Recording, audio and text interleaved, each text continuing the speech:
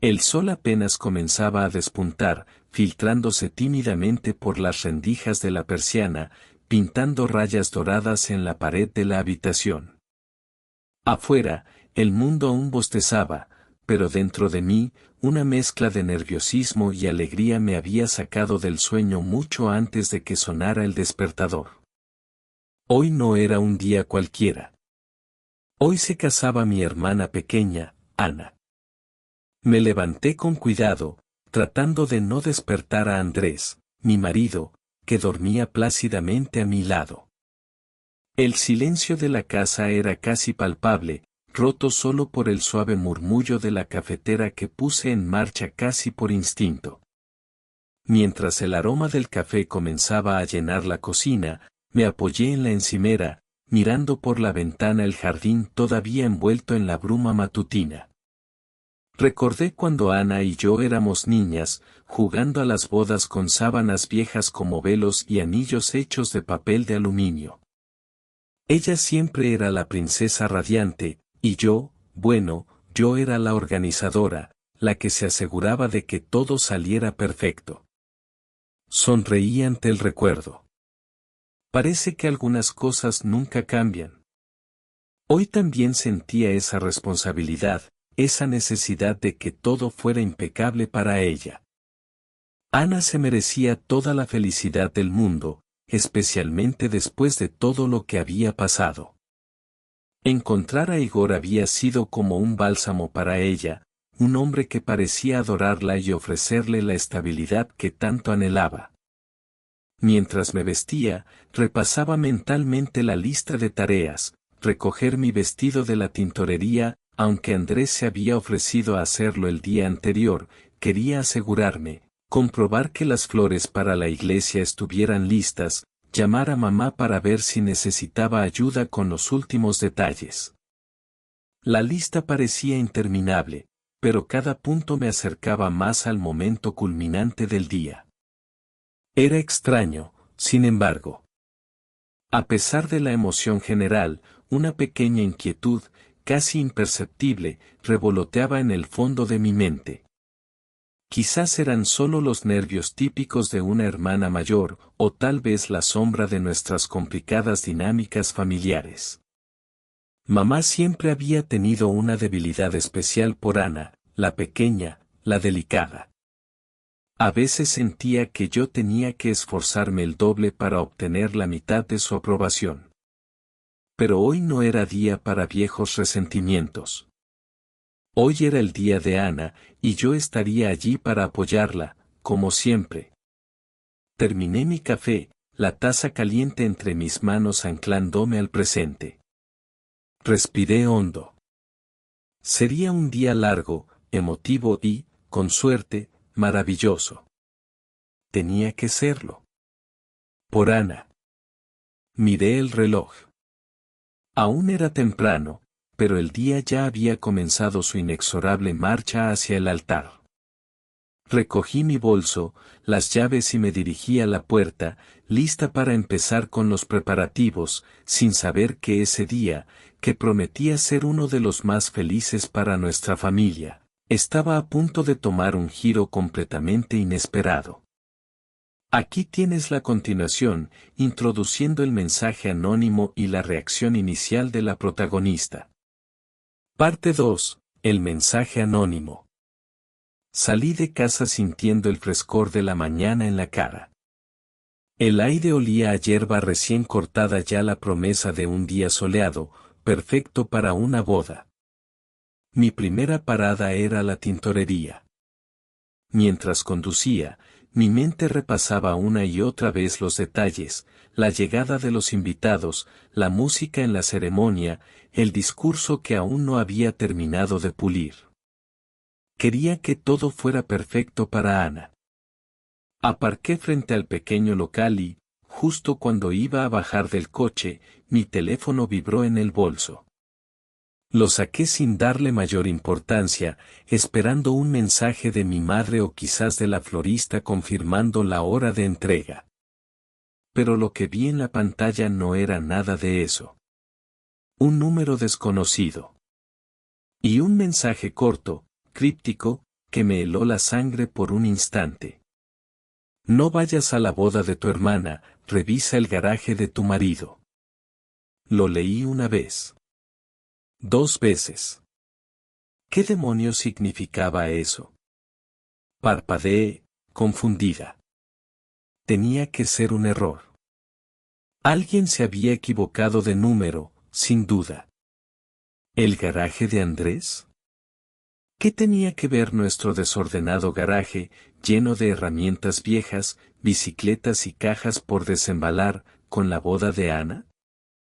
La conexión era inexistente, absurda. Sentí una punzada de molestia. ¿Una broma de mal gusto? ¿Quién se atrevería a enviar algo así, precisamente hoy?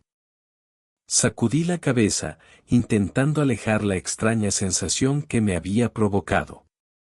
Era ridículo siquiera considerarlo. Hoy era un día demasiado importante como para dejar que una estupidez anónima me distrajera. Mi hermana se casaba, mi marido me quería, y el garaje era solo eso, un garaje.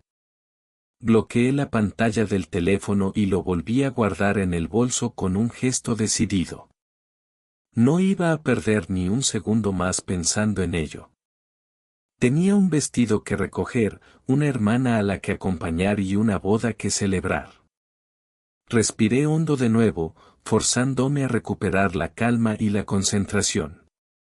La tintorería esperaba. El mensaje era solo ruido, una interferencia sin sentido en un día que debía ser de pura alegría.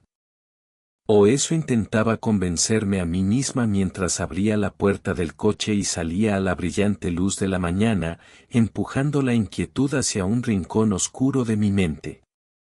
Recogí mi vestido, un elegante traje de seda color lavanda, y agradecí a la dependienta con una sonrisa forzada.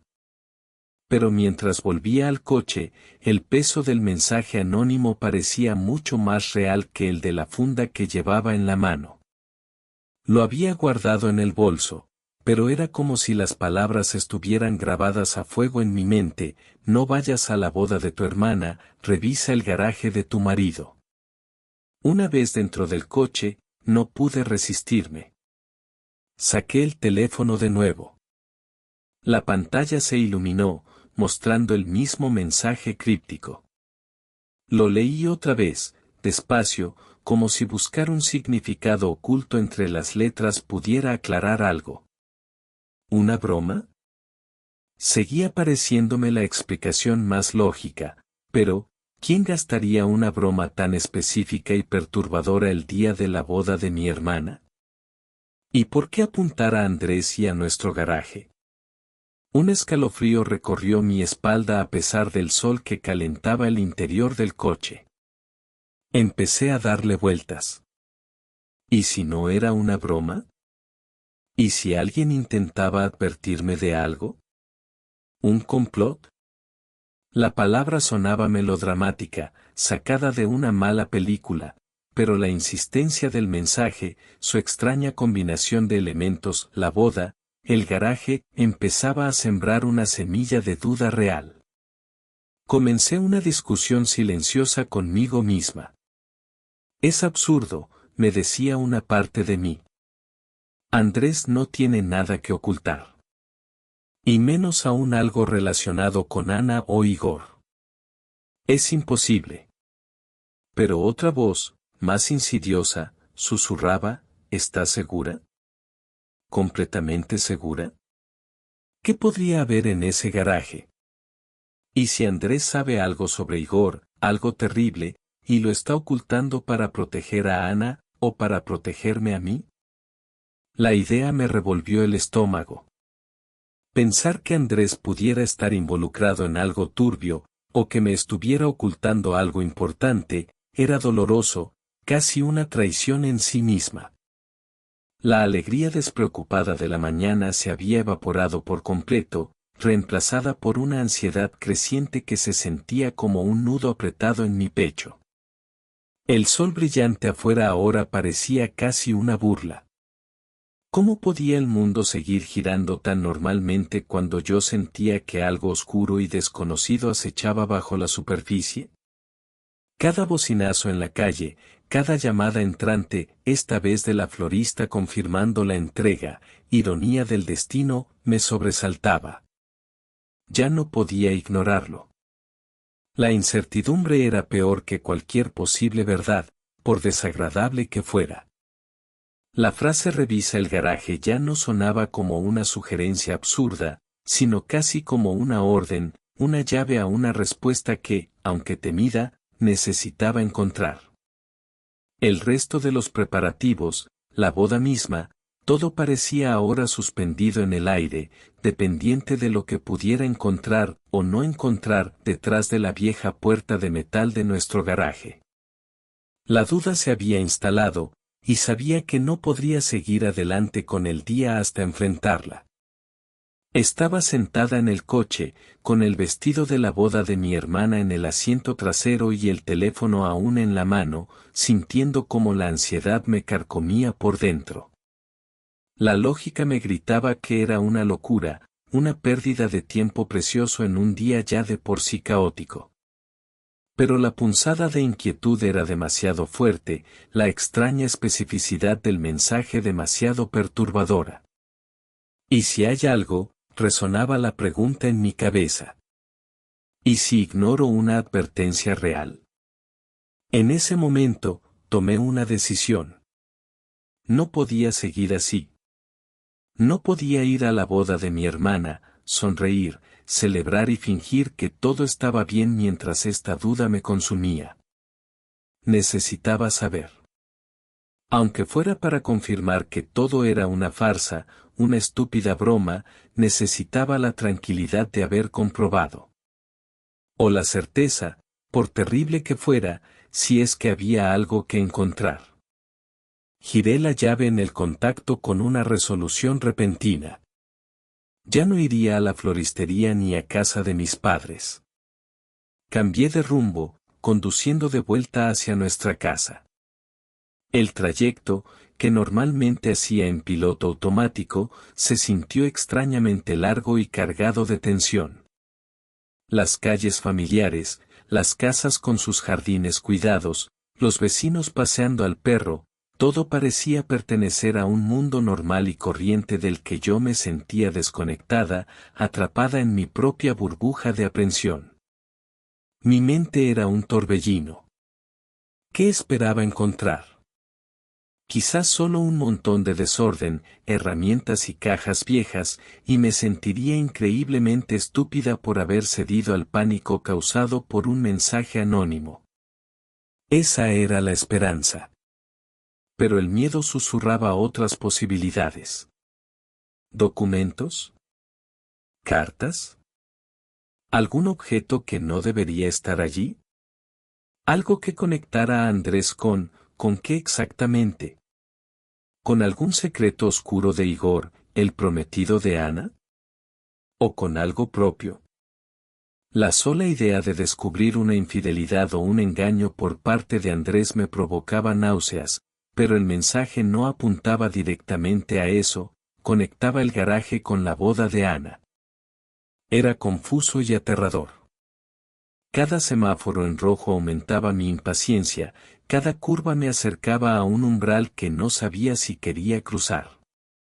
Sentía el corazón latiendo con fuerza contra mis costillas, las manos ligeramente húmedas aferrando el volante. ¿Y si encontraba algo que destrozara el día de Ana? ¿Que destrozara a nuestra familia? ¿Estaba preparada para afrontar las consecuencias? Quizás era mejor no saber, seguir adelante como si nada. Pero ya era tarde para eso. La semilla de la duda había germinado. Finalmente, giré en nuestra calle. Ahí estaba nuestra casa, tranquila y familiar bajo el sol de la mañana. Y ahí estaba la puerta del garaje, una simple puerta de metal blanco que de repente me pareció ominosa, como la tapa de una caja de Pandora. Aparqué el coche en la entrada, apagué el motor y me quedé un instante en silencio, reuniendo el valor necesario. Cogí las llaves de casa del bolso, sintiendo su frío metal en mi mano temblorosa. Era el momento. Tenía que hacerlo. Respiré hondo y salí del coche, caminando con pasos lentos pero decididos hacia la puerta del garaje. Aquí tienes la quinta parte, detallando la entrada al garaje y el descubrimiento clave. Parte 5. La apertura del garaje. La llave giró en la cerradura con un chasquido metálico que resonó en el silencio de la mañana. Empujé la pesada puerta, que se deslizó hacia arriba con un chirrido familiar, revelando el interior del garaje. La luz del sol entró a raudales, iluminando las partículas de polvo que flotaban en el aire cargado con el olor característico a gasolina, aceite y el ligero moho de las cosas guardadas durante mucho tiempo. Mi primera impresión fue normalidad. Allí estaba la vieja motocicleta de Andrés, cubierta con una lona grisácea en un rincón. Su banco de trabajo, con las herramientas colgadas en un aparente desorden que solo él entendía. Las bicicletas de los niños, apoyadas contra la pared junto a las herramientas de jardinería. Cajas de cartón apiladas, algunas etiquetadas con rotulador negro, Navidad, ropa invierno, libros viejos. Todo estaba exactamente como recordaba, como lo había estado durante años. Por un instante, sentí una oleada de alivio mezclada con vergüenza. ¿Ves? No hay nada. Todo era una estúpida paranoia, me dije. Pero la sensación de inquietud persistía. Mis ojos recorrían el espacio, buscando algo, cualquier cosa, que rompiera esa familiaridad. Me moví lentamente entre los objetos, casi como una intrusa en mi propio hogar. Pasé junto a las estanterías metálicas repletas de botes de pintura, disolventes y trastos varios. Todo parecía en su sitio. Sin embargo, había algo, quizás una sensación de orden inusual en la esquina trasera, detrás de la moto, un espacio que normalmente acumulaba más caos. O tal vez era solo mi imaginación, exacerbada por el mensaje y la tensión. Me acerqué a esa esquina. Había varias cajas de plástico apiladas, similares a las que usábamos para guardar cosas en el trastero. Pero una de ellas era diferente. No era de plástico, sino una caja de cartón marrón, de tamaño mediano, sin ninguna etiqueta. Estaba colocada en la parte superior de la pila, casi como si hubiera sido dejada allí recientemente, no cubierta por la fina capa de polvo que cubría las demás. No recordaba haberla visto antes. El corazón me dio un vuelco. Con manos temblorosas, alcancé la caja y la bajé con cuidado. Era más pesada de lo que parecía. La dejé en el suelo polvoriento y me arrodillé frente a ella. Por un momento, dudé. Una parte de mí quería volver a ponerla en su sitio, salir del garaje, olvidar el mensaje y correr a prepararme para la boda de mi hermana. Pero sabía que no podía. Ya había llegado demasiado lejos. Con un suspiro tembloroso, levanté la tapa de la caja. Dentro, no había herramientas ni adornos navideños. Lo que vi fue un revoltijo de papeles, varias carpetas finas, un fajo de fotografías sujetas con una goma elástica y, debajo de todo, una libreta de aspecto desgastado con tapas negras. El alivio inicial se desvaneció por completo, reemplazado por un pánico frío y una certeza ominosa. Fuera lo que fuera aquello, no pertenecía al desorden habitual de nuestro garaje. Y algo me decía que estaba directamente relacionado con el críptico mensaje que había recibido. Había encontrado algo. Ahora venía la parte más difícil, descubrir qué era. Con el corazón latiéndome desbocado en los oídos, me senté en el frío suelo de cemento del garaje, la caja de cartón frente a mí. Mis manos, Todavía temblorosas, buscaron primero el fajo de fotografía sujeto con la goma elástica. La quité con torpeza y las fotos se desparramaron ligeramente sobre mis rodillas. La primera imagen me dejó sin aliento. Era Igor, el prometido de mi hermana Ana. Su sonrisa encantadora, esa que parecía iluminar cualquier habitación, era inconfundible. Pero no estaba con Ana. Estaba abrazando a otra mujer, una rubia despampanante, en lo que parecía la terraza de un restaurante caro con vistas al mar. Se miraban con una intimidad que me revolvió el estómago. Pasé a la siguiente foto. Igor, de nuevo, esta vez con una mujer morena, riendo juntos en un parque, compartiendo un helado. Y otra más, con una tercera mujer diferente, en un entorno más íntimo, quizás un apartamento, él besándola en la mejilla. Una foto tras otra mostraba a Igor con distintas mujeres. Mujeres que no eran mi hermana.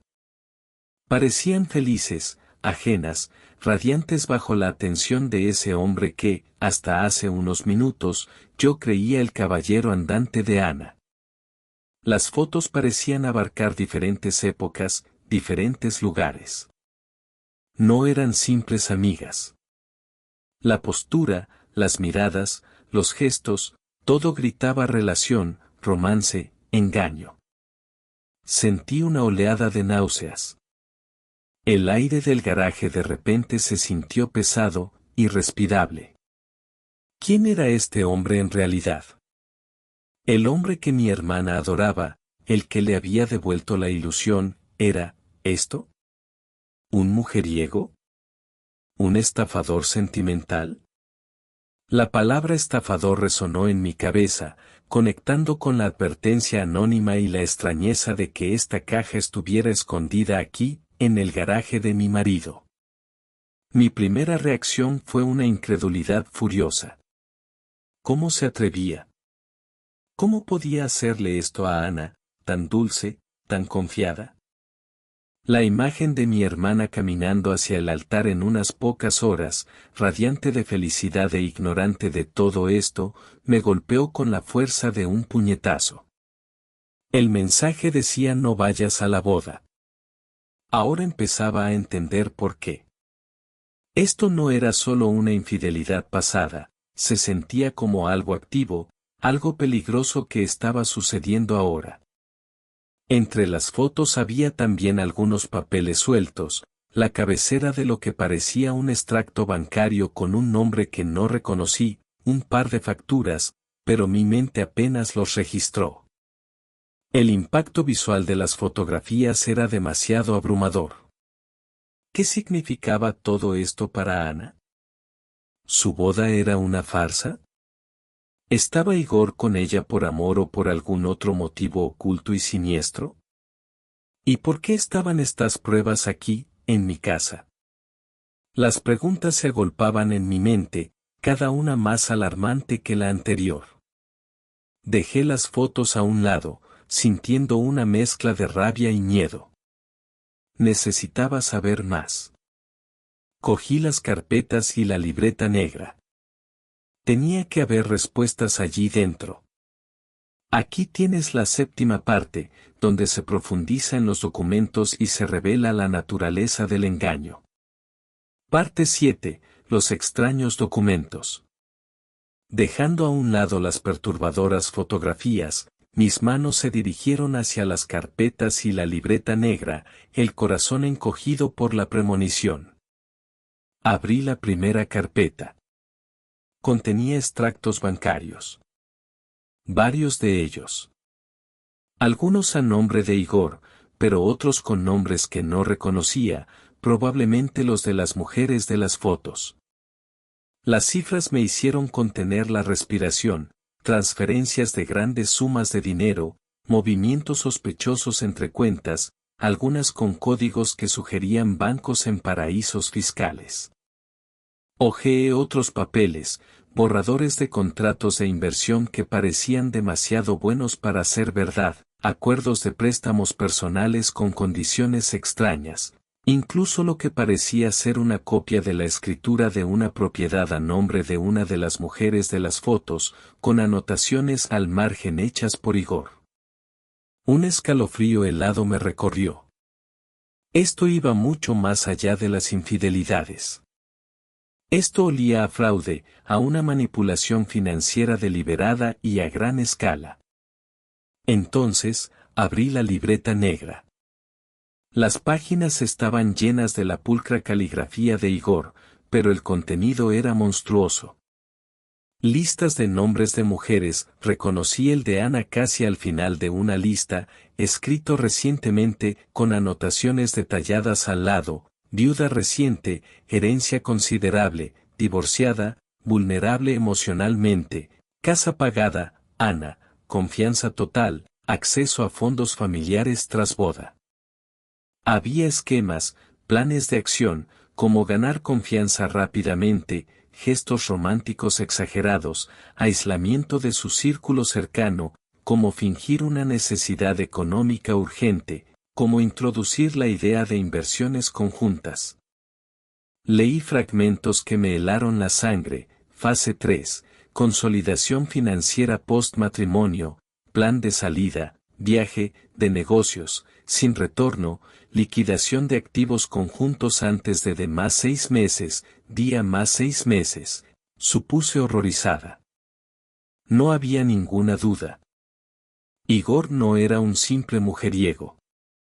Era un depredador, un estafador profesional de manual. Un hombre que construía elaboradas mentiras para seducir a mujeres, ganar su confianza y luego desplumarlas económica y emocionalmente. Y mi hermana Ana era su siguiente víctima. La boda. El evento que estábamos a punto de celebrar en cuestión de horas no era la culminación de una historia de amor, era el clímax de su estafa. El matrimonio le daría acceso legal o facilitado a los recursos de Ana, quizás a la fortuna familiar que mamá y papá habían trabajado tan duro para construir. La advertencia anónima, no vayas a la boda, ahora cobraba un sentido terrorífico y urgente. No era solo una advertencia para mí, era una súplica desesperada para detener una catástrofe inminente. El shock inicial dio paso a un horror profundo y a una rabia fría. La meticulosidad de sus planes, la crueldad calculada detrás de su fachada encantadora, era vomitivo. Miré la caja, las fotos, los documentos, la libreta, pruebas irrefutables de una trama abominable. Tenía que detenerlo. Tenía que salvar a Ana. Pero mientras el pánico y la urgencia crecían, una pregunta aún más inquietante comenzó a formarse en mi mente: ¿qué hacía todo esto aquí? ¿En el garaje de mi marido? ¿Cómo sabía Andrés de esto? O peor aún, ¿estaba él involucrado de alguna manera? La sospecha, antes impensable, ahora se clavaba en mí con una nueva y terrible fuerza. Seguía arrodillada en el suelo del garaje, el polvo enfriando mis rodillas a través de la tela del pantalón. A mi alrededor, la caja abierta era como una herida expuesta, su contenido esparcido como metralla de una explosión que acababa de destrozar mi percepción de la realidad. El sol que antes entraba a raudales ahora parecía lejano, incapaz de penetrar la oscuridad que se había apoderado de este rincón y de mi alma. El silencio era denso, solo roto por el zumbido distante de un cortacésped en algún jardín vecino, un sonido dolorosamente normal en un momento que era cualquier cosa menos eso. La magnitud de la crueldad de Igor me golpeaba en oleadas. Cada detalle de sus notas, cada fotografía con esas otras mujeres, era una puñalada no solo para Ana, sino para la idea misma de confianza y afecto.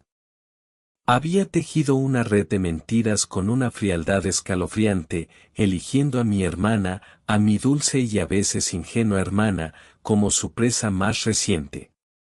La rabia que sentía hacia él era negra y profunda. pero bajo la rabia, crecía una angustia aún más personal y aterradora. ¿Andrés? ¿Mi Andrés? ¿Cómo encajaba él en todo esto? La presencia de esa caja aquí, en su dominio, era una pregunta sin respuesta que me torturaba. ¿Sabía él lo que contenía? Si lo sabía, ¿por qué demonios estaba escondida aquí? ¿Por qué no me había dicho nada? ¿Por qué no había ido directamente a Ana o a nuestros padres? Un torrente de posibilidades, cada una más dolorosa que la anterior, inundó mi mente. ¿Estaba intentando proteger a Igor por alguna razón desconocida? ¿Tenían algún tipo de relación, de negocio turbio?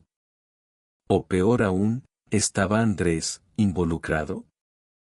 La idea era tan monstruosa, tan contraria a todo lo que creía saber sobre el hombre con el que había compartido mi vida, que sentí como si el suelo se abriera bajo mis pies. La confianza, la base sólida de nuestro matrimonio, se tambaleaba peligrosamente. Mis pensamientos volaron hacia Ana. Recordé su alegría contagiosa en las últimas semanas, sus ojos brillantes mientras hablaba de Igor y de sus planes de futuro. Había pasado por tanto, decepciones amorosas, momentos de inseguridad, y parecía haber encontrado por fin a alguien que la valoraba. Comparé, inevitablemente y con una punzada de culpa, su tumultuosa vida sentimental con la mía, aparentemente estable y segura. ¿Había sido yo demasiado crítica con ella en el pasado? ¿Demasiado rápida en juzgar sus elecciones? Ahora solo sentía un miedo abrumador por ella, por la devastación que esta revelación causaría. Pensé en mi madre, en cómo siempre había puesto a Ana en un pedestal, protegiéndola quizás en exceso. ¿Cómo encajaría ella esta terrible verdad? Me sentía atrapada en una pesadilla. El tiempo corría, la boda se acercaba inexorablemente, y yo estaba aquí, paralizada por el horror y la confusión, con el peso de un secreto que podía destruir a mi familia. ¿Qué hacer? ¿Confrontar a Andrés? ¿Ir directamente a Ana y romperle el corazón antes de que llegara al altar? ¿Llamar a la policía? Cada opción parecía un camino hacia el desastre. Pero una cosa estaba clara, no podía quedarme aquí, escondida en el garaje con esta verdad tóxica. Necesitaba respuestas. Y la primera persona a la que tenía que enfrentarme, la única que podría empezar a aclarar por qué estas pruebas estaban en mi casa, era mi marido. Tenía que hablar con Andrés. Ahora mismo. La necesidad de entender su papel en todo esto superaba incluso el miedo a lo que pudiera descubrir. Aquí tienes la 9ª parte, que narra el tenso diálogo inicial con Andrés. Parte 9. Diálogo con mi marido Andrés. Dejé la caja en el suelo del garaje, pero agarré la libreta negra y un puñado de las fotografías más comprometedoras. Entré en casa como un autómata, mis pasos resonando en el pasillo silencioso. Andrés estaba en la cocina, de espaldas a mí, sirviéndose un vaso de agua, ajeno a la tormenta que se había desatado en mi interior y en nuestro garaje. El contraste entre su calma y mi agitación era casi insoportable. Andrés. Mi voz sonó extraña, un susurro ronco cargado de tensión. Él se giró, con una sonrisa que se borró al instante al ver mi expresión, mi palidez, los objetos que apretaba en mi mano como si me fuera la vida en ello. Su mirada bajó a las fotos, luego a mis ojos, y vi como el reconocimiento, la sorpresa y algo parecido al pánico cruzaban su rostro. Elena, ¿qué es eso? ¿Dónde lo encontraste? Tartamudeó, dando un paso hacia mí, su calma rota. Estaba en tu garaje, Andrés, dije, mi voz ganando una fuerza temblorosa, acusadora. Dejé caer las fotos y la libreta sobre la isla de la cocina. En una caja escondida. ¿Qué significa esto? ¿Lo sabías? ¿Sabías quién es realmente Igor? Las preguntas salieron atropelladamente, impulsadas por el miedo y la necesidad desesperada de respuestas. Andrés miró las pruebas sobre la encimera, luego me miró a mí, y vi la lucha interna en sus ojos. Por un momento pareció que iba a negarlo, a inventar una excusa. Pero entonces, sus hombros se hundieron ligeramente, su expresión cambió a una de profunda preocupación y resignación. Sí, admitió finalmente, su voz apenas un susurro. Sí, lo sabía. O al menos, sospechaba. Llevo semanas investigando. Un torbellino de emociones me golpeó, un atisbo de alivio porque no parecía ser cómplice, pero inmediatamente ahogado por la ira y el dolor de su secretismo. ¿Semanas? ¿Y no me dijiste nada? ¿No le dijiste nada a Ana? Elena, escúchame, dijo, acercándose, sus manos buscando las mías, pero yo retrocedí instintivamente. Quería protegeros. A ti y a Ana. No estaba seguro al principio, solo tenía sospechas, cosas que no cuadraban sobre Igor. Empecé a indagar discretamente, no quería alarmaros, no quería destrozar la felicidad de Ana basándome solo en presentimientos. ¿Te imaginas que me hubiera equivocado? Su voz era seria, teñida de angustia. Escondí lo que iba encontrando en el garaje porque no sabía cómo manejarlo, necesitaba pruebas irrefutables antes de hacer nada. Pruebas como esas, señaló la libreta y las fotos con un gesto de impotencia. Estaba intentando encontrar la manera de detener esto sin causar una explosión, sin destrozar a tu hermana justo antes de la boda. Sus palabras ofrecían una explicación, una que desesperadamente quería creer. Pero el shock y la sensación de haber sido excluida, mantenida en la oscuridad mientras él manejaba esta bomba de relojería, me dejaron temblando, confundida y todavía asustada. Su explicación inicial había abierto la puerta, pero sabía que había mucho más detrás. Tenía que saber exactamente qué había descubierto y qué planeaba hacer. La confrontación apenas había comenzado. Andrés pasó una mano por su cabello, la angustia marcando sus facciones.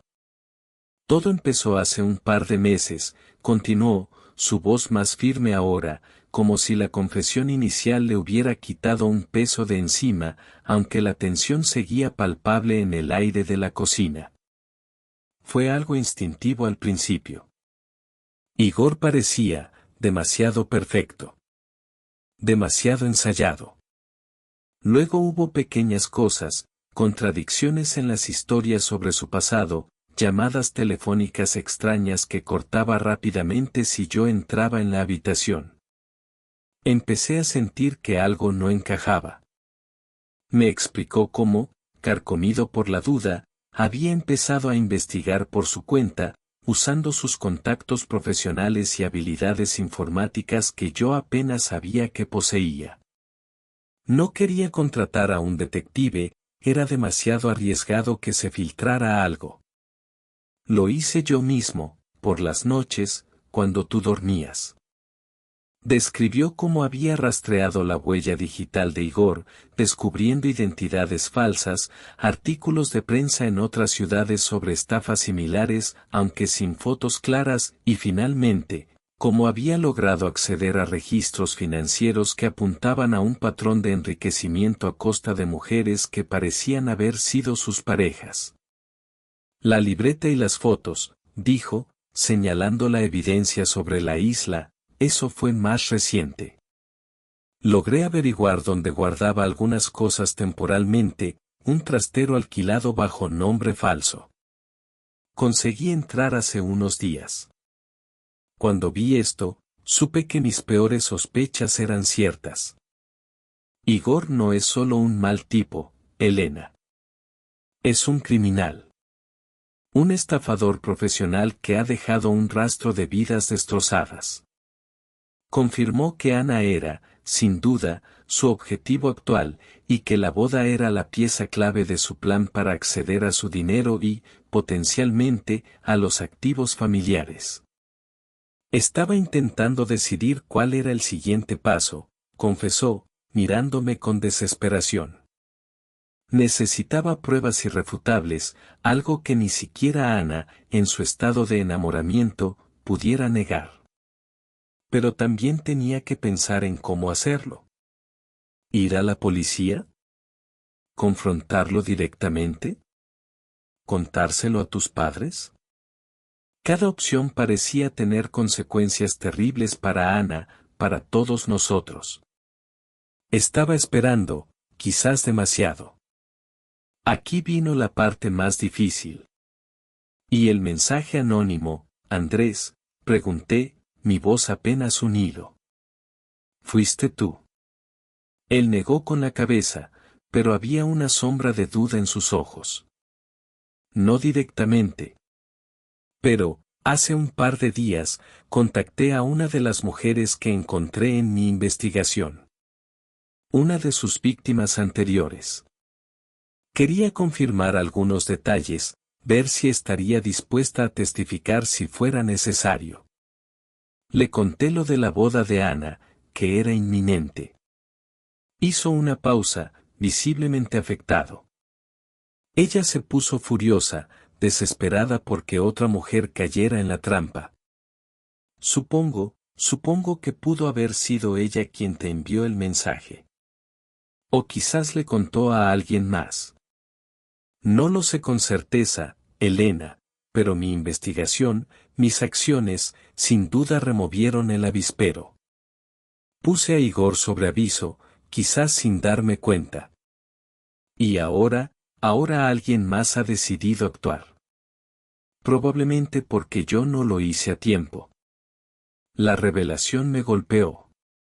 Así que el mensaje no era una casualidad. Era una consecuencia directa de la investigación secreta de Andrés, una medida desesperada de alguien que sabía la verdad. Mi marido no era cómplice, pero sus intentos de manejar la situación en solitario, de protegernos a su manera, habían desembocado en esto, una crisis a punto de estallar en el día más importante de la vida de mi hermana. La verdad estaba sobre la mesa, cruda y aterradora. Y ahora, juntos, teníamos que decidir qué hacer con ella, con el reloj avanzando implacablemente hacia la hora de la ceremonia. Aquí tienes la 11ª parte, centrada en la discusión sobre los próximos pasos y la creciente tensión. Parte 11, el regreso a la realidad de la boda. El silencio que siguió a la confesión de Andrés fue pesado, cargado de la verdad recién revelada. Nos quedamos mirándonos en medio de la cocina, la luz de la mañana entrando por la ventana, ajena al cataclismo que acababa de ocurrir entre nosotros y que amenazaba con engullir a toda la familia. La caja con las pruebas seguía sobre la encimera, un testigo mudo y terrible. Dios mío, Andrés. ¿Qué hacemos?, susurré, sintiendo que el pánico amenazaba con paralizarme. Miré el reloj de la pared. Las horas parecían haberse encogido, el tiempo se aceleraba hacia la ceremonia con una velocidad aterradora. No lo sé. Tenemos que pensar rápido, respondió él, frotándose la cara con las manos, la tensión marcando cada línea de su rostro. Tenemos que detener esto. No podemos dejar que Ana se case con él. Comenzamos a sopesar las opciones en voz alta, nuestras voces tensas, urgentes. ¿Se lo decimos a Ana ahora?, pregunté, aunque la idea me horrorizaba. Antes de que se vista, antes de que. Y si no nos cree, replicó Andrés. Está cegada por él. Podría pensar que intentamos sabotear su boda por celos o, no sé. Necesitaría tiempo para asimilarlo, y no lo tenemos. Además, el shock podría ser, devastador. ¿Y si hablamos primero con mis padres? Mamá, ella lo adora, dije con amargura. Podría ponerse a la defensiva, intentar proteger a Igor. Papá quizás sea más razonable, pero, causaríamos un pánico general. La policía, sugirió Andrés, aunque su tono carecía de convicción. Podríamos presentar una denuncia, pero ¿actuarían hoy mismo? ¿A tiempo para parar la ceremonia? Probablemente no, y el escándalo. Y si lo detenemos en la iglesia, la idea surgió, terrible y dramática. Impedir que digan él, sí, quiero. Ambos nos estremecimos. La humillación pública para Ana, el caos, el trauma, era una opción de último recurso, pero flotaba en el aire como una posibilidad real y espantosa. Cada opción parecía un callejón sin salida, plagado de riesgos y dolor. El reloj seguía avanzando, cada tic-tac un golpe de martillo contra mis nervios. El deseo desesperado de proteger a Ana luchaba contra el miedo a las consecuencias de cualquier acción que tomáramos. En medio de esa vorágine, algo cambió entre Andrés y yo. El secreto que nos había separado momentos antes ahora nos unía en una misión desesperada. Vi en sus ojos la misma urgencia, el mismo miedo por Ana que sentía yo. Cogió mi mano, esta vez no la aparté. Su tacto era un ancla en medio de la tormenta. Tenemos que hacer algo, Elena, dijo con firmeza. Juntos. Asentí, tragando saliva. De acuerdo. Quizás deberíamos intentar hablar con mis padres primero. Ahora. Antes de que todo el mundo llegue. Necesitamos aliados, y necesitamos que ellos sepan la verdad antes de que explote. Era un plan frágil, lleno de incertidumbres, pero era un plan. La decisión, aunque precaria, nos impulsó a la acción. Sabíamos que teníamos que seguir adelante con los preparativos del día, vestirnos, ir a la ceremonia, pero ahora todo estaba teñido de una tensión insoportable. Nuestro propio matrimonio, aunque momentáneamente unido por la crisis, también había sufrido una fisura. La revelación del secreto de Andrés, su falta de confianza en mí, era una herida que necesitaría tiempo para sanar. Pero ahora no había tiempo para eso.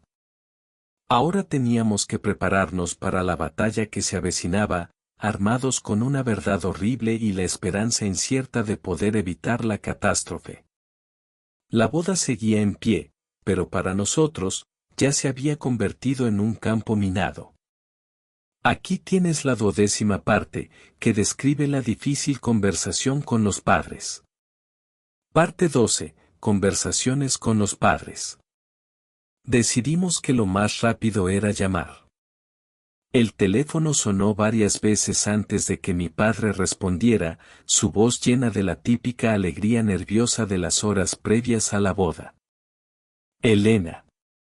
¿Todo bien, hija? Ya estamos casi listos por aquí. Tu madre está dando los últimos retoques al peinado de Ana.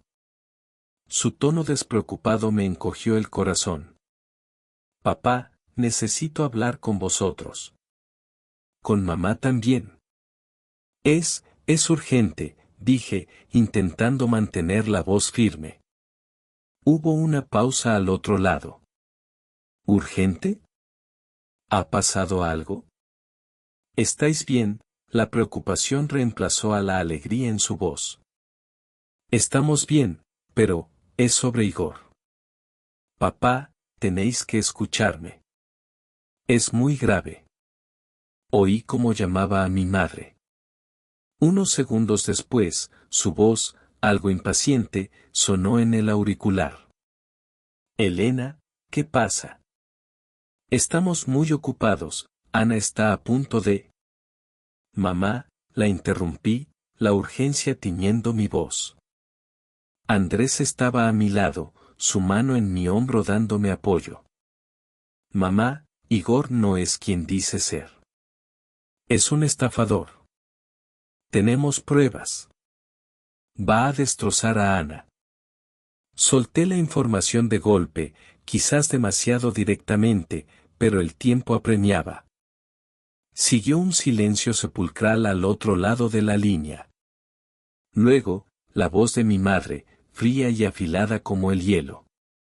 ¿Pero qué estás diciendo, Elena? ¿Te has vuelto loca? Hoy es el día de la boda de tu hermana.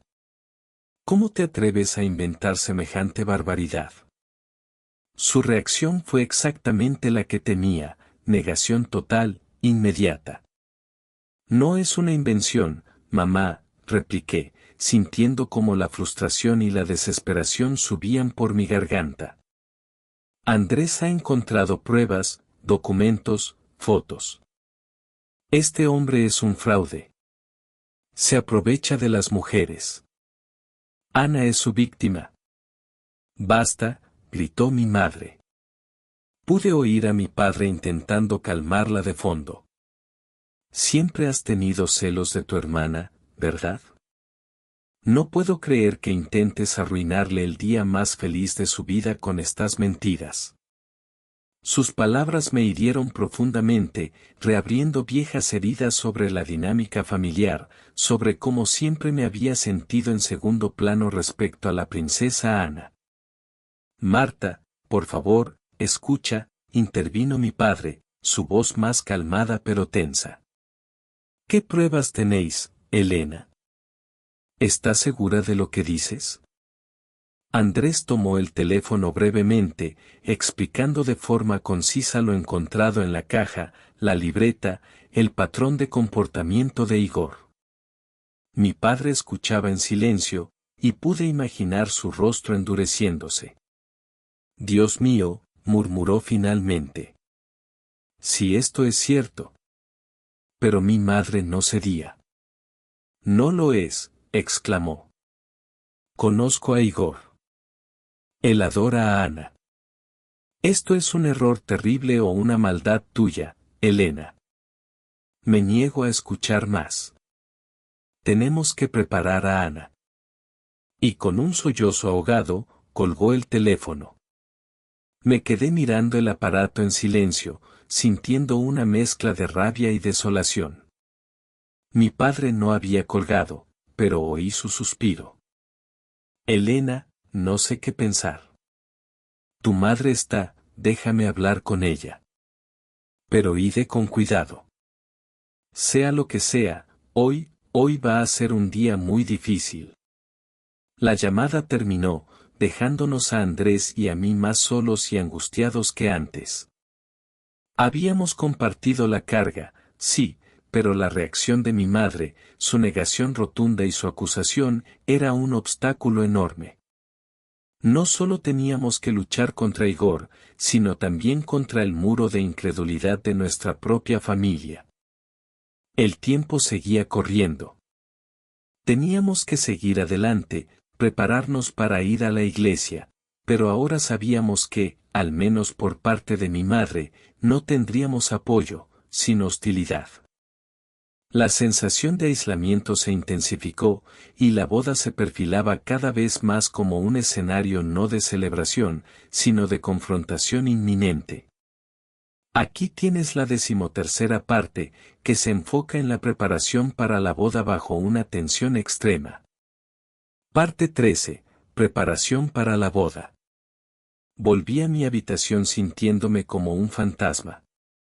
El vestido de seda lavanda colgaba de la puerta, un recordatorio vibrante de la celebración que se suponía que debía ser este día. Ahora me parecía un disfraz macabro. Mecánicamente, comencé a prepararme. El agua caliente de la ducha resbalaba por mi cuerpo, pero no lograba disolver el nudo helado en mi estómago. Me maquillé frente al espejo, mis manos moviéndose por pura costumbre, aplicando base para cubrir la palidez, colorete para fingir vida, máscara de pestañas para abrir unos ojos que solo reflejaban angustia. Cada gesto era una mentira. Mientras me vestía, mi mente seguía atrapada en el torbellino de la indecisión. La conversación con mis padres, especialmente la reacción de mi madre, había complicado aún más las cosas. ¿Qué hacíamos ahora? El frágil acuerdo de hablar con ellos primero se había estrellado contra un muro de negación. ¿Debíamos Andrés y yo seguir adelante solos? ¿Arriesgarnos a confrontar a Igor en la iglesia?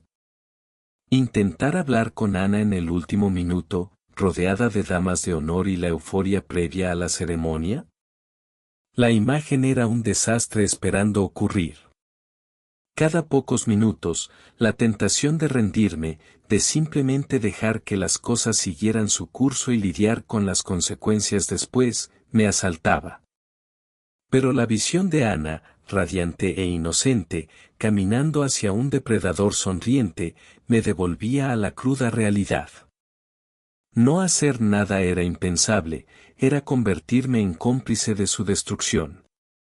Sin embargo, la enormidad de la acción requerida, de tener una boda, exponer a un criminal, enfrentar la furia y el dolor de mi familia, me paralizaba. El mayor desafío era ocultar la tormenta interior. Mi rostro en el espejo parecía una máscara tensa. ¿Notarían los demás mi agitación? ¿Verían el pánico en mis ojos? Recibí un par de mensajes de amigas preguntando por detalles triviales de la logística del día. Respondí con monosílabos, esforzándome por sonar normal. El verdadero terror era pensar en Ana. ¿Cómo podría mirarla a los ojos? ¿Cómo podría abrazarla, desearle felicidad, sabiendo la bomba que estaba a punto de estallar sobre su vida? Tendría que fingir, sonreír, actuar mi papel de hermana mayor feliz y orgullosa, y la perspectiva me resultaba nauseabunda. Cada sonrisa sería una traición, cada palabra de felicitación una farsa cruel. Andrés entró en la habitación ya vestido, su traje impecable contrastando con la preocupación grabada en su rostro. Nuestros ojos se encontraron en el espejo. No dijimos mucho. Un ¿estás lista?, tenso por su parte, un asentimiento silencioso por la mía. El peso de lo que sabíamos llenaba el espacio entre nosotros, una carga compartida pero también aislante. Estábamos juntos en esto, pero cada uno libraba su propia batalla interna contra el miedo. Terminé de arreglarme. El reloj marcaba la hora de irse. Ya no había más tiempo para dudar en la privacidad de nuestra casa. Tomé mi bolso, respiré hondo e intenté componer una expresión neutra. Teníamos que ir a la boda. Lo que sucedería allí, cómo y cuándo actuaríamos, seguía siendo una incógnita aterradora que flotaba sobre nosotros mientras salíamos por la puerta, dirigiéndonos hacia el epicentro del desastre inminente. Aquí tienes la 14ª parte, describiendo la llegada al lugar de la boda y la atmósfera previa a la ceremonia. Parte 14, la aproximación a la boda. Llegamos a la pequeña y encantadora iglesia de piedra cuyas campanas pronto anunciarían la unión de mi hermana. El sol brillaba, haciendo resplandecer las flores blancas y lavanda que adornaban la entrada y los bancos. Los invitados llegaban, vestidos con sus mejores galas, riendo y charlando animadamente, llenando el aire con un murmullo de expectación feliz. Se oía una suave música de cuerda desde el interior, creando una atmósfera de celebración serena. Todo era hermoso, idílico, exactamente como Ana lo había soñado. Y para mí, era una tortura. Cada detalle festivo, las cintas de raso, las sonrisas de los amigos de la familia, el aroma dulce de las flores, me parecía una burla cruel. Andrés y yo nos movíamos entre la gente como espectros en un banquete, nuestras sonrisas forzadas apenas ocultando el pánico que nos atenazaba. Recordé cómo había imaginado este día, yo, emocionada y orgullosa, viendo a mi hermana pequeña caminar hacia el altar para unirse al hombre que amaba. La realidad era una pesadilla, estaba aquí con el corazón encogido, armada con una verdad devastadora, y con la misión incierta de impedir una catástrofe. La premonición de que algo terrible estaba a punto de suceder era tan fuerte que casi podía saborearla, metálica y amarga, en mi boca. Entonces lo vi. Igor. Estaba cerca del altar, charlando animadamente con algunos de los padrinos. Impecable en su traje, la sonrisa fácil, el encanto irradiando de cada poro. Recibía felicitaciones con una falsa modestia, estrechaba manos, reía. Observé su comportamiento con una nueva y terrible claridad. Su confianza era absoluta, casi arrogante. No había ni rastro de nerviosismo o duda en su semblante. Era el actor perfecto interpretando su papel estelar, seguro de que el telón caería a su favor. Quizás noté una fugaz dureza en su mirada cuando pensó que nadie lo veía, o una forma casi imperceptiblemente calculadora de evaluar a los invitados más adinerados, pero podría haber sido mi propia paranoia proyectándose. Cuando sus ojos se cruzaron brevemente con los míos, me dedicó una sonrisa afable, completamente ajeno, o fingiendo estarlo, a la tormenta que se avecinaba. Ese breve intercambio me heló la sangre. Su aparente tranquilidad era más aterradora que cualquier signo de culpa. Busqué a mis padres entre la multitud. Papá parecía pálido y tenso, aunque intentaba mantener la compostura. Mamá, por otro lado, estaba cerca de la primera fila, con una sonrisa brillante y algo quebradiza pegada al rostro, evitando deliberadamente mi mirada. Su negación seguía intacta, un escudo frágil contra la fea realidad. Los invitados comenzaron a ocupar sus asientos. La música cambió, volviéndose más solemne. El murmullo de conversaciones se apagó. Faltaban pocos minutos. El momento se acercaba. Andrés apretó mi mano con fuerza, un gesto mudo de apoyo y compartida desesperación. Sabíamos que la ventana de oportunidad para actuar, fuera cual fuera nuestra decisión final, se estaba cerrando a una velocidad vertiginosa. La ceremonia estaba a punto de comenzar. Aquí tienes la 15ª parte, el clímax donde la protagonista interviene en la ceremonia. Parte 15, la destrucción del día de la boda. La música nupcial comenzó a sonar, majestuosa y solemne. Todas las cabezas se giraron hacia la entrada de la iglesia. Y allí estaba Ana. Mi hermana. Radiante en su vestido blanco, del brazo de nuestro padre, cuya expresión era una máscara de dolor contenido. Ana sonreía, una sonrisa nerviosa pero llena de ilusión, sus ojos fijos en el hombre que la esperaba al final del pasillo. Igor. Él también sonreía, una sonrisa amplia, triunfante, mientras la veía acercarse. En ese instante, mientras Ana daba sus primeros pasos hacia el altar, hacia la trampa cuidadosamente tendida, algo dentro de mí se rompió. Toda la duda, toda la indecisión, todo el miedo a las consecuencias se evaporaron, reemplazados por una furia fría y un instinto protector feroz. No podía permitirlo. No podía quedarme sentada y ver cómo mi hermana caminaba hacia su destrucción. Miré a Andrés, nuestros ojos se encontraron por una fracción de segundo, y en su mirada vi la misma resolución desesperada. Era ahora o nunca. Antes de que Ana llegara a la mitad del pasillo, antes de que el sacerdote pudiera siquiera empezar con las palabras de bienvenida, me puse en pie de un salto. El movimiento brusco atrajo algunas miradas, pero no me detuve. Con una voz que temblaba pero que resonó en el silencio expectante de la iglesia, grité: «Deténganse». La música vaciló y se detuvo abruptamente.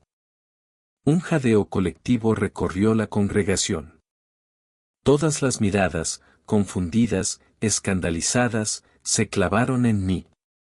Ana se detuvo en seco, su sonrisa congelada en una mueca de shock y desconcierto, mirando hacia mí como si no pudiera entender lo que estaba pasando. Igor se tensó, su sonrisa desapareció, reemplazada por una máscara de incredulidad y furia contenida. Esta boda no puede continuar, continué, avanzando unos pasos por el pasillo lateral, sintiendo el peso de cientos de ojos sobre mí.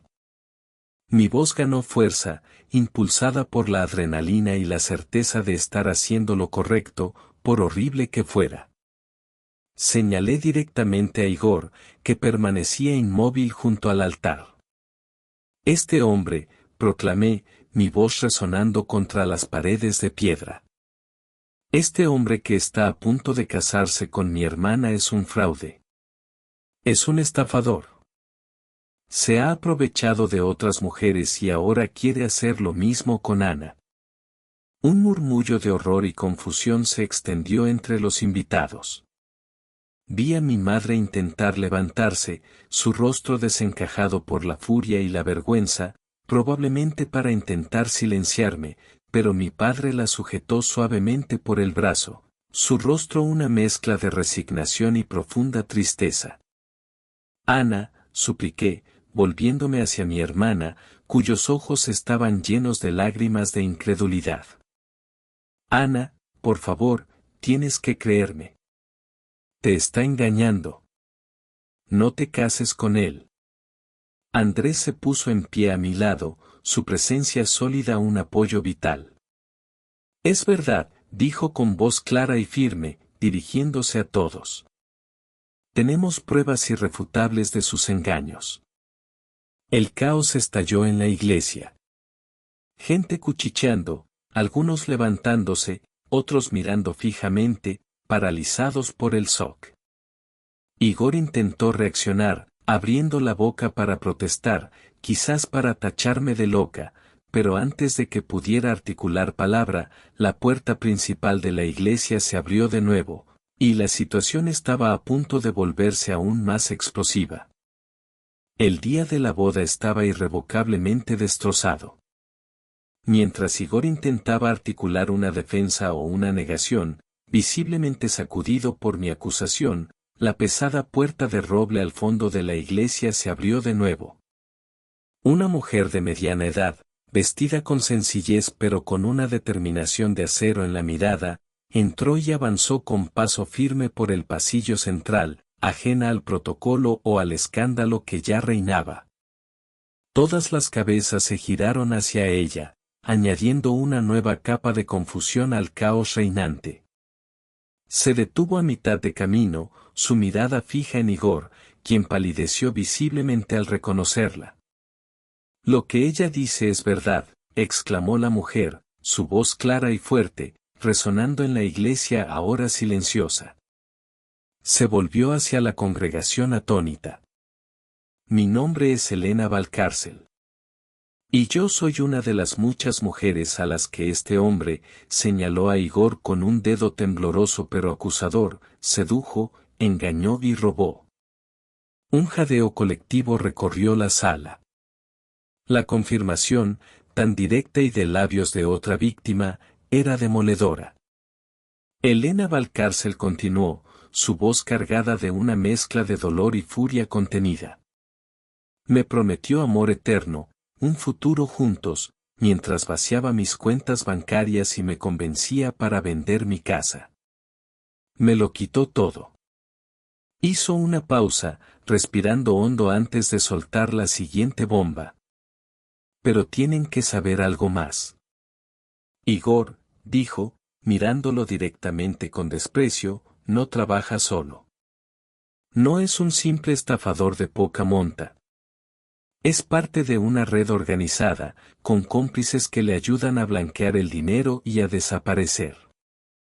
La revelación de una red criminal organizada cayó como una losa sobre la ya conmocionada audiencia.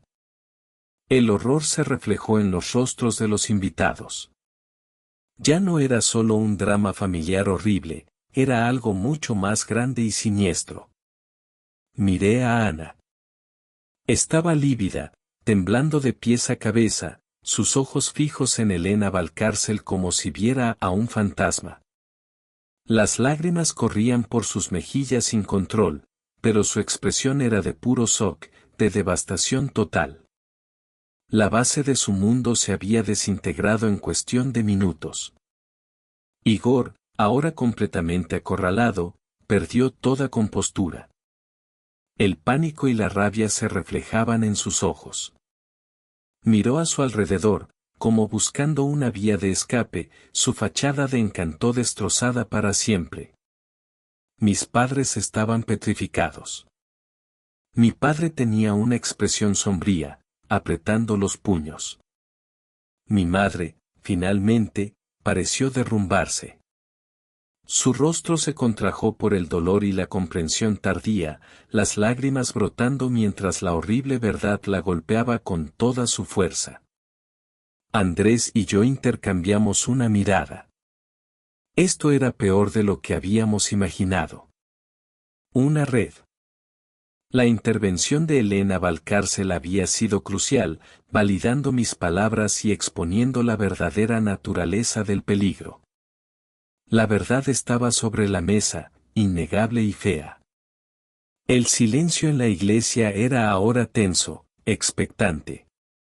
Todos los ojos estaban puestos en Ana y en Igor, esperando ver cómo se desarrollaría el siguiente acto de esta tragedia nupcial. Todos los ojos en la iglesia estaban ahora fijos en Ana. Mi hermana. Seguía de pie en medio del pasillo, junto a mi padre, pero parecía una figura de porcelana a punto de hacerse añicos. Su rostro, antes radiante de felicidad, estaba ahora pálido como el mármol, surcado por lágrimas silenciosas que se mezclaban con el maquillaje corrido. Sus ojos, enormes y desorbitados, iban de mí a Elena Valcárcel, y luego, con un esfuerzo visible, hacia Igor, que permanecía lívido junto al altar. El shock inicial la mantenía en pie, pero era evidente que su mente luchaba desesperadamente por procesar la avalancha de información, por reconciliar al hombre que amaba con el monstruo que estábamos describiendo.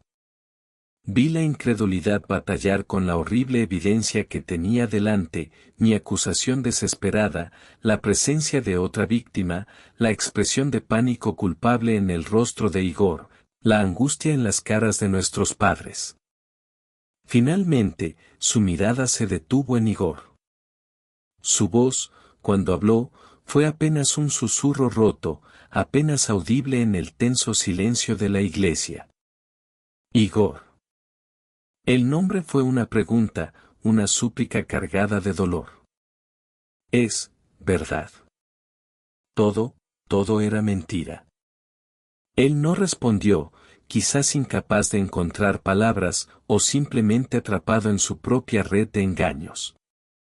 Ese silencio fue, quizás, la respuesta más elocuente. Vi cómo la última chispa de esperanza se extinguía en los ojos de Ana.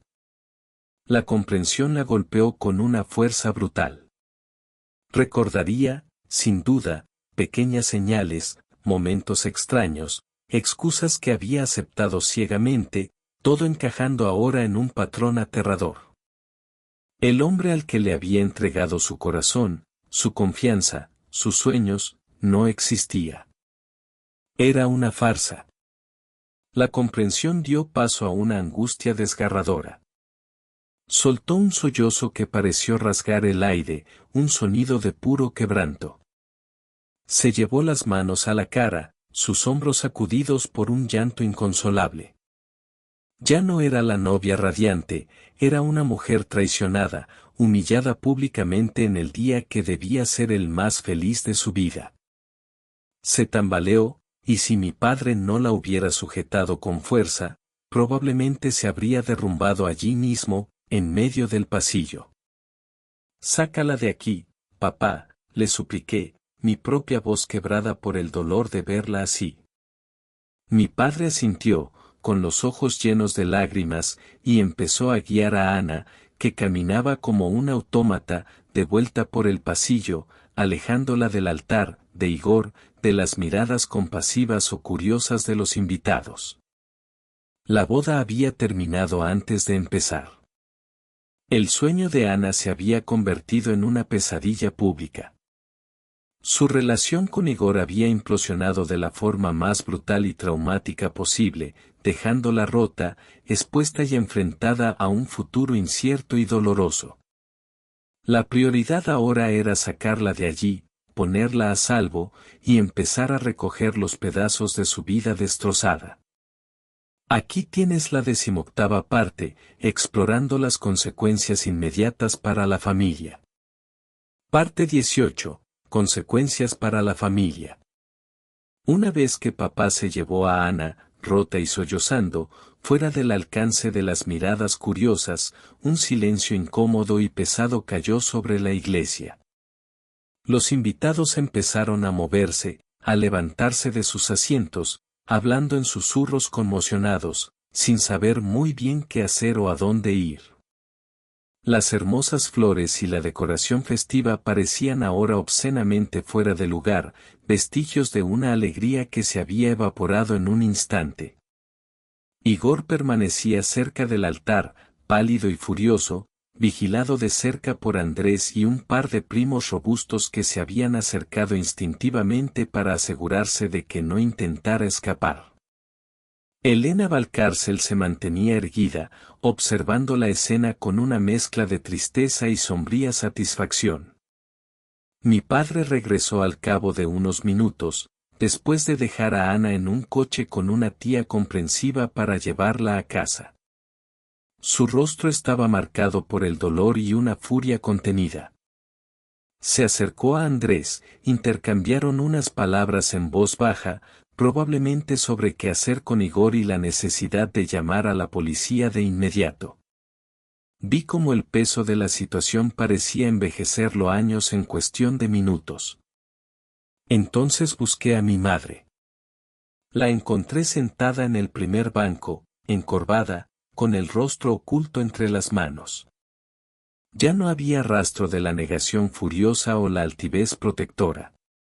Cuando levantó la vista hacia mí, sus ojos estaban rojos e hinchados, su maquillaje una ruina, pero sobre todo, su mirada estaba llena de una profunda y desgarradora angustia. La verdad, tan brutalmente expuesta, la había alcanzado por fin. Me acerqué con cautela, sin saber qué esperar. Pero en lugar de reproches, encontré a una mujer rota. Elena, susurró, su voz ahogada por las lágrimas. Tenías razón. Dios mío, tenías razón, y yo no te creí. Extendió una mano temblorosa hacia mí. Perdóname, hija. Estaba tan ciega. Quería tanto que fuera feliz. Casi la dejo caer en manos de ese monstruo. Sus palabras, su dolor palpable, me llegaron al alma. Toda la ira que había sentido hacia ella por su ceguera se disipó, reemplazada por una compasión compartida por el dolor de Ana y por la fractura de nuestra familia. La abracé, y ella se aferró a mí, llorando abiertamente, liberando la tensión, la culpa y el miedo acumulados. Fue un momento de conexión dolorosa, el primer paso quizás en un largo camino para sanar las heridas entre nosotras, heridas que iban mucho más allá de los eventos de ese día. Mientras mi madre lloraba en mi hombro, las preguntas sobre el futuro comenzaron a agolparse. ¿Cómo ayudaríamos a Ana a superar esto? Su corazón estaba destrozado, su confianza traicionada, su vida expuesta de la peor manera posible. ¿Y nuestra familia? La confianza entre nosotros se había visto sacudida, el secreto de Andrés, mi propia intervención drástica, la negación inicial de mi madre. ¿Podríamos reconstruir esos lazos? ¿Volver a confiar plenamente los unos en los otros? Y luego estaba el escándalo, la comidilla del pueblo, quizás incluso el interés de la prensa si la historia de la red criminal salía a la luz. La iglesia se iba vaciando lentamente, dejando atrás los restos de una boda fallida y una familia sumida en la crisis. El alivio por haber evitado el desastre final se mezclaba con la pesada carga de las consecuencias. Sabíamos que lo peor, la confrontación con Igor, la policía, el largo proceso de curación de Ana y de nuestra propia familia, apenas acababa de empezar. Con Ana ya fuera de la iglesia y la mayoría de los invitados dispersándose en un estado de shock y confusión, la atención se centró por completo en Igor. No podíamos permitir que escapara. Mientras Andrés y mi padre lo mantenían acorralado cerca del altar, saqué mi móvil y marqué el número de la policía. Con voz temblorosa pero clara, expliqué la situación: una boda interrumpida, un presunto estafador profesional identificado, pruebas disponibles y la presencia de otra víctima como testigo. Solicité que enviaran una patrulla de inmediato. La espera, aunque probablemente corta, pareció eterna. Igor, atrapado, alternaba entre súplicas de inocencia, amenazas veladas y un silencio hosco. La hostilidad en el aire a su alrededor era palpable. Finalmente, 2 agentes uniformados entraron en la iglesia, su presencia calmada pero autoritaria imponiendo un nuevo orden en el caos. Tras una breve conversación con nosotros, Andrés, mi padre, Elena Valcárcel y yo, y una rápida evaluación de la situación y de las pruebas iniciales que les mostramos, la libreta, algunas fotos, los agentes se acercaron a Igor.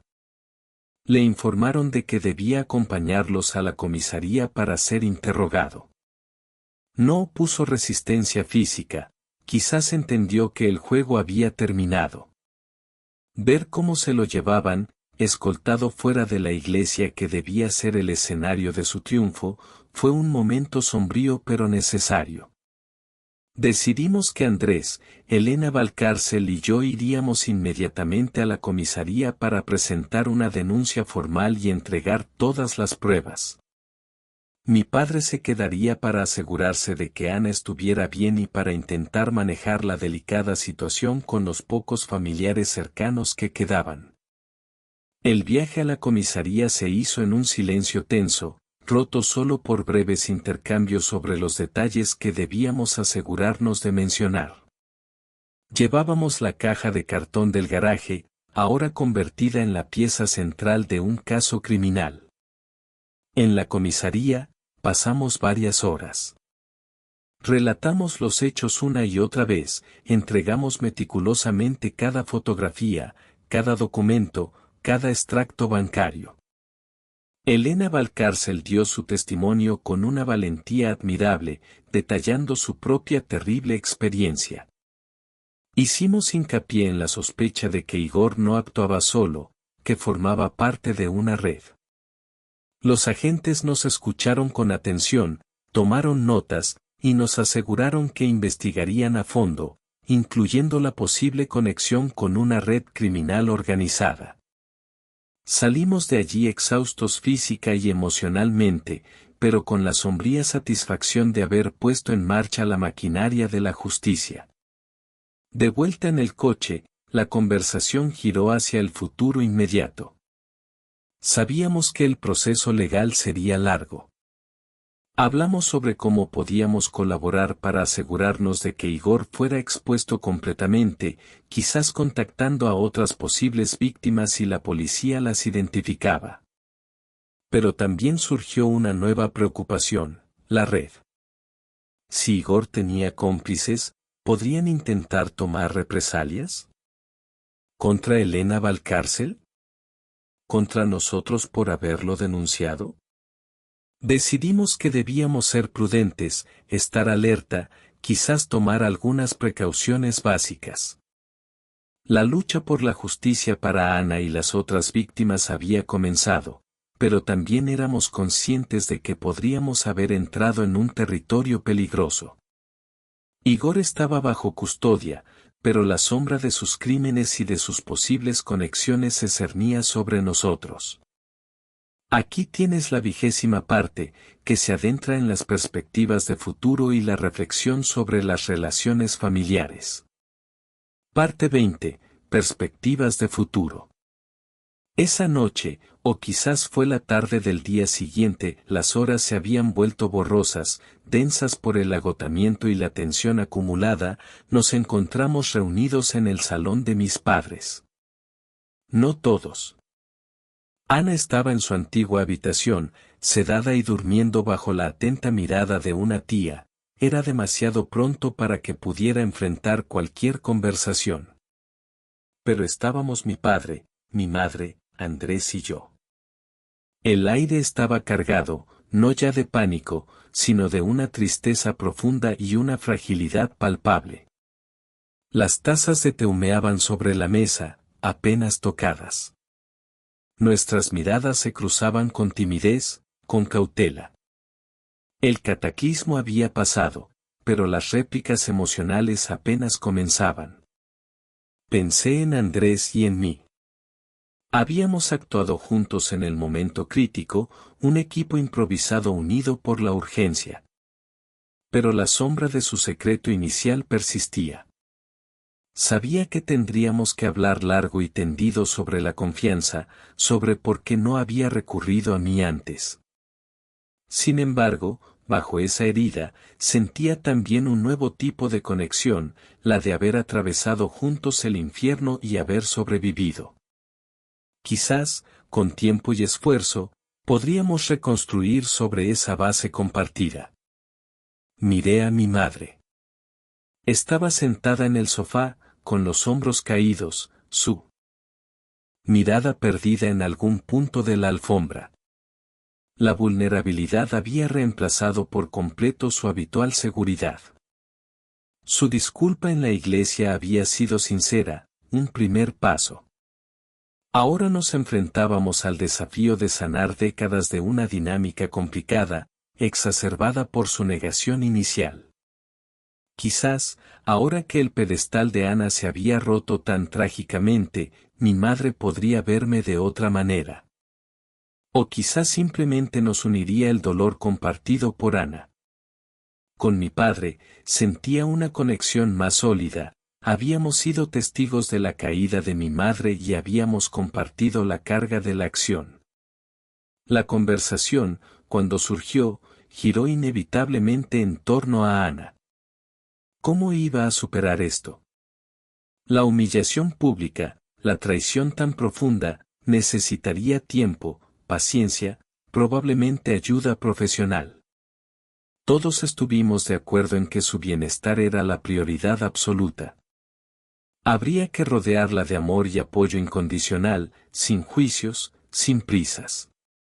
Sentí una oleada de ternura protectora hacia ella. A pesar de todo, de nuestras diferencias pasadas, el vínculo de hermandad era fuerte. Anhelaba poder estar a su lado, ayudarla a recoger los pedazos, y esperaba que algún día pudiera entender por qué tuve que actuar de esa manera tan brutal, que lo hice por amor, para salvarla. Empezamos a vislumbrar las lecciones dolorosas de esta experiencia. La importancia de la comunicación honesta dentro de la familia. El peligro de los secretos, tanto los malintencionados de Igor como los bienintencionados pero erróneos de Andrés. El daño que puede causar la ceguera voluntaria, como la de mi madre, aferrada a una ilusión. No había alegría en esa reunión familiar improvisada, solo agotamiento y una profunda tristeza. Pero bajo la superficie, percibí una tenue llama de determinación. La determinación de cuidar de Ana, de apoyarnos mutuamente, de intentar reconstruir la confianza perdida. El futuro era incierto y el camino sería largo y difícil, lleno de desafíos legales y emocionales.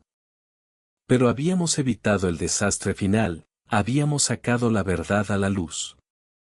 Y aunque la familia estaba herida, quizás, solo quizás, esta crisis podría ser el doloroso catalizador para una reconstrucción sobre bases más honestas y sólidas.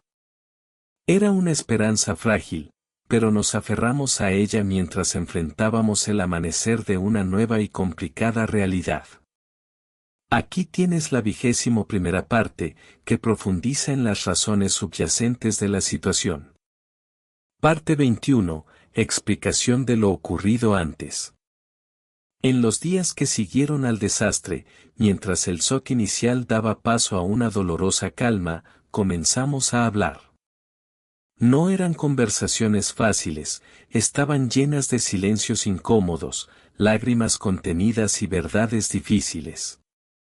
Poco a poco, como si levantáramos las capas de un viejo tapiz, empezamos a entender no solo qué había pasado, sino por qué nuestra familia se había vuelto tan vulnerable a la manipulación de un hombre como Igor.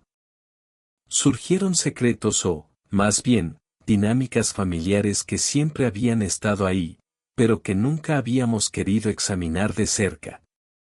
La devoción casi ciega de mi madre por Ana, su pequeña, no era solo preferencia, estaba arraigada en viejos miedos, quizás en una enfermedad que Ana tuvo de niña y que dejó a mi madre con una necesidad perpetua de sobreprotegerla, de allanarle el camino, de asegurarle un futuro perfecto que compensara cualquier fragilidad pasada.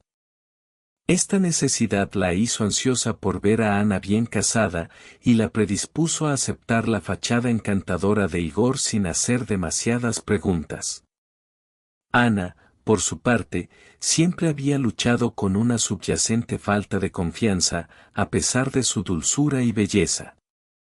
Sus relaciones anteriores habían sido decepcionantes, dejándola anhelando estabilidad y una validación que Igor, con su estudiada adoración, le ofreció en bandeja de plata. Quizás, inconscientemente, también sentía la presión de cumplir las expectativas de mamá, de encontrar por fin a ese hombre perfecto. Igor, como el depredador que era, sin duda percibió estas vulnerabilidades, la necesidad de aprobación de mi madre, el anhelo de seguridad de Ana, y las explotó magistralmente. Nos dimos cuenta de cómo, gradualmente, nos habíamos dejado envolver. Igor había sido metódico. Encantó a mi madre con halagos y regalos, se presentó como un hombre de éxito, aunque con detalles vagos, aisló sutilmente a Ana de algunas de sus amigas más críticas, y creó una narrativa de amor de cuento de hadas que todos, en cierto nivel, queríamos creer. Mirando hacia atrás, recordamos pequeñas señales de alerta que habíamos ignorado, alguna inconsistencia en sus historias, su reticencia a hablar de su familia, una cierta opacidad en sus finanzas, pero las habíamos descartado como insignificantes o producto de nuestra propia desconfianza. La ilusión era más cómoda. Las lecciones eran dolorosas y profundas. Aprendimos sobre los peligros de las expectativas no examinadas, sobre cómo el deseo de creer en algo puede cegarnos a la realidad. Entendimos la importancia de fomentar la verdadera confianza en nuestros hijos, en lugar de intentar construirles un mundo perfecto y sin riesgos.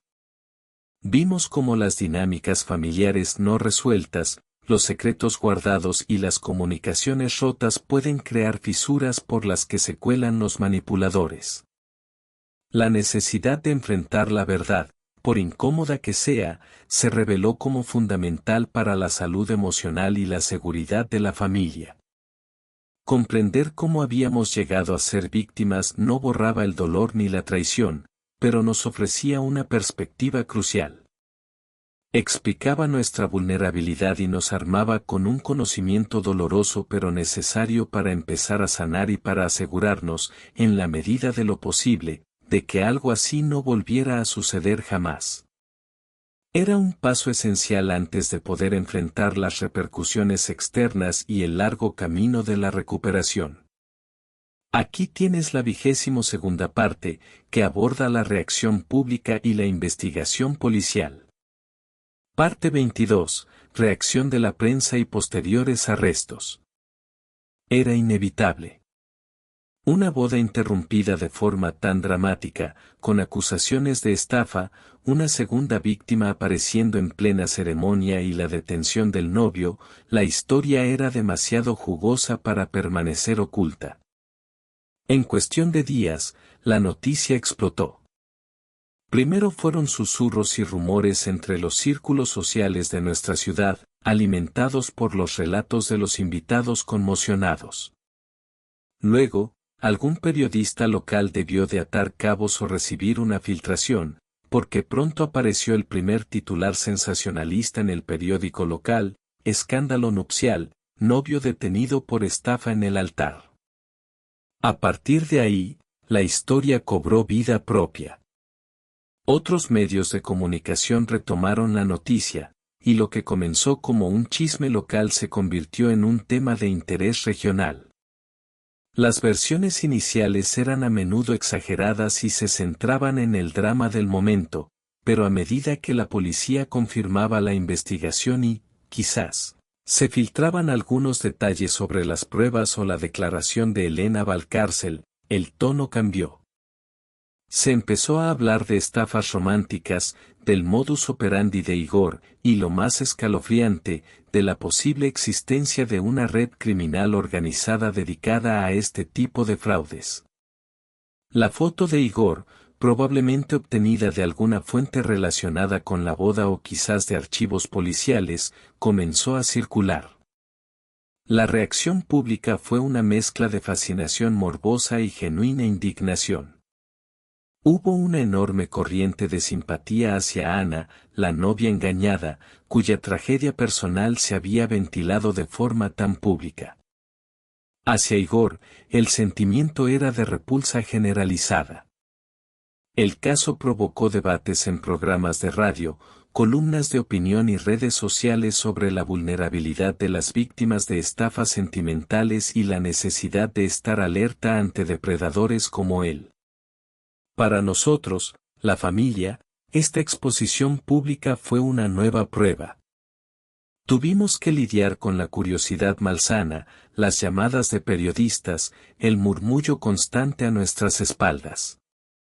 Intentamos mantener un perfil bajo, emitimos un breve comunicado pidiendo respeto por nuestra privacidad, especialmente la de Ana, mientras nos concentrábamos en su recuperación y en colaborar con las autoridades.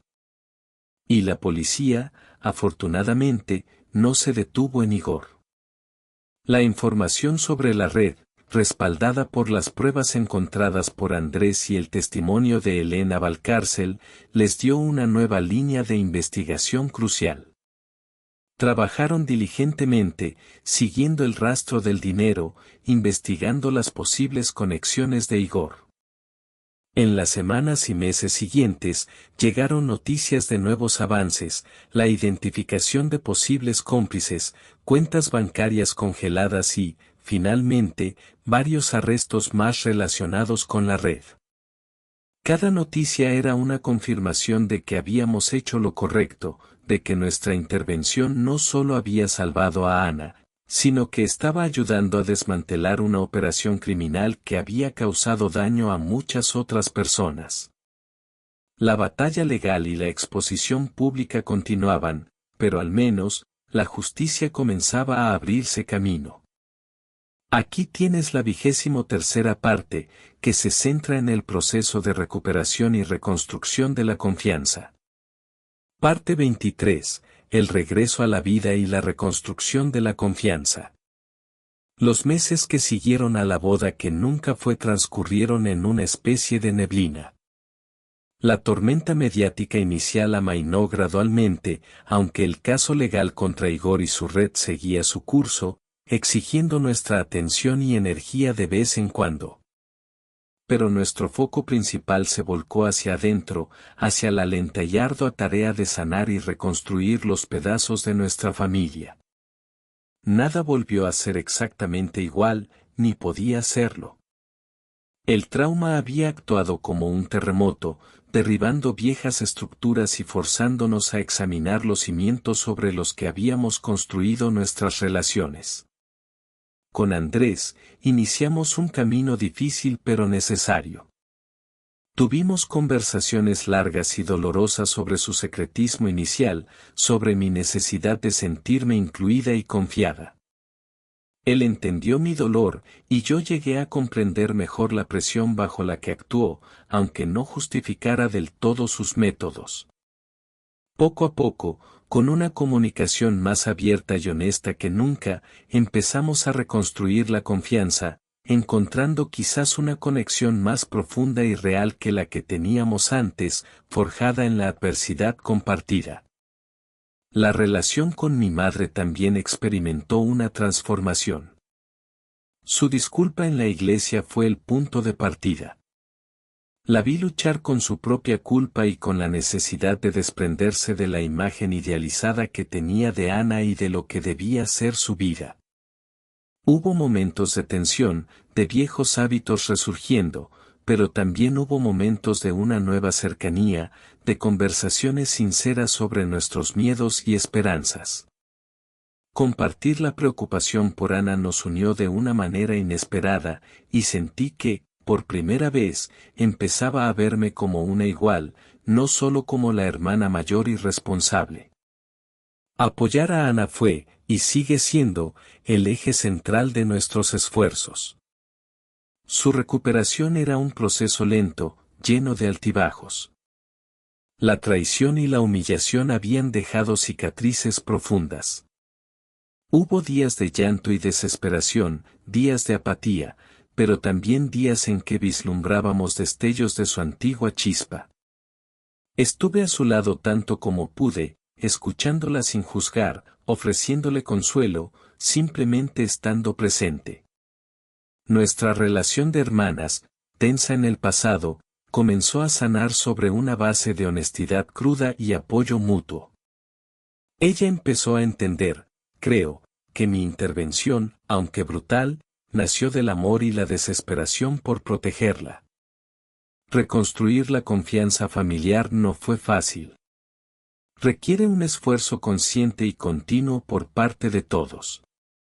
Aprendimos a hablar más, a escuchar mejor, a validar los sentimientos de los demás incluso cuando eran incómodos. Empezamos a crear nuevas rutinas familiares, más sencillas, menos centradas en las apariencias y más en la conexión genuina, cenas tranquilas los domingos, paseos juntos, pequeñas cosas que antes dábamos por sentadas. Descartamos la necesidad de proyectar una imagen de familia perfecta y abrazamos, con todas sus dificultades, la autenticidad. Sabíamos que el camino aún era largo. Las cicatrices permanecerían. Pero estábamos juntos en esto, enfrentando el futuro no como individuos aislados aferrados a viejas heridas, sino como una familia que había sobrevivido a una tormenta y estaba decidida a reconstruir sobre bases más sólidas, las de la honestidad, el respeto mutuo y un amor más maduro y consciente. La vida continuaba, diferente, más sobria quizás, pero con una nueva apreciación por la verdad y la resiliencia del espíritu humano. El tiempo, como siempre hace, siguió su curso. El escándalo se apagó, convirtiéndose en un recuerdo doloroso en lugar de una herida abierta. El proceso legal contra Igor y su red continuó, un recordatorio sombrío de lo ocurrido, pero ya no dominaba nuestras vidas diarias. Lo que perduró, lo que realmente nos transformó, fueron las lecciones grabadas a fuego por la experiencia. Miro atrás y apenas reconozco a la mujer que era esa mañana, antes de recibir el mensaje anónimo. Aquella Elena, preocupada por los detalles de una boda perfecta, ajena a las sombras que acechaban bajo la superficie de su propia familia. La mujer que soy ahora es diferente. Más cautelosa, quizás, pero también más fuerte, más compasiva. He aprendido a mirar más allá de las apariencias, a valorar la autenticidad por encima de la perfección. Descubrí una reserva de coraje en mi interior que no sabía que poseía, la capacidad de actuar bajo una presión inimaginable por proteger a los que amo. Y he llegado a apreciar mi propia vida, mi matrimonio con Andrés, con sus imperfecciones y la necesidad constante de trabajar en él de una manera mucho más profunda. Sobre la confianza y la familia, las lecciones fueron brutales pero claras. Aprendí que la confianza no se regala ni se da por sentada, se construye día a día con honestidad, transparencia y esfuerzo mutuo. Es un bien precioso y frágil, y reconstruirlo una vez roto requiere una paciencia y una dedicación inmensas. Entendí que la familia no es un refugio perfecto, sino un sistema complejo, a veces disfuncional, lleno de historias no contadas y dinámicas ocultas. El amor incondicional no significa cerrar los ojos a los problemas, sino tener el valor de enfrentarlos juntos, de fomentar la verdad incluso cuando duele, y de apoyarnos en nuestras vulnerabilidades. La comunicación abierta, la voluntad de escuchar de verdad y de hablar con sinceridad, se reveló como el único antídoto contra los secretos y los malentendidos que casi nos destruyen. De cara al futuro, mi propósito es claro, no repetir los errores del pasado. Me esfuerzo conscientemente por ser más abierta y honesta en todas mis relaciones, y por fomentar esa misma apertura en los demás. Intento practicar la escucha activa, preguntar, no dar nada por sentado, y abordar las inquietudes directamente en lugar de dejar que se enquisten. He abandonado la búsqueda de la perfección, tanto en mí misma como en los demás, aceptando que la vida está llena de matices y complejidades. Y con Ana, mi objetivo es apoyarla en su camino hacia la recuperación de su propia fuerza y criterio, celebrando su resiliencia en lugar de intentar protegerla del mundo de manera irrealista. Las cicatrices de aquel día terrible siempre estarán ahí, un recordatorio permanente de la traición, del dolor y de lo cerca que estuvimos del abismo. Pero esas cicatrices también son testimonio de nuestra supervivencia, de la fuerza que encontramos en medio de la crisis y de las lecciones que nos hicieron crecer. La experiencia nos rompió de muchas maneras, pero al recoger los pedazos, tuvimos la oportunidad de reconstruir algo más auténtico, más consciente y, en última instancia, más fuerte. Y esa es, quizás, la única redención posible después de haber caminado por el fuego.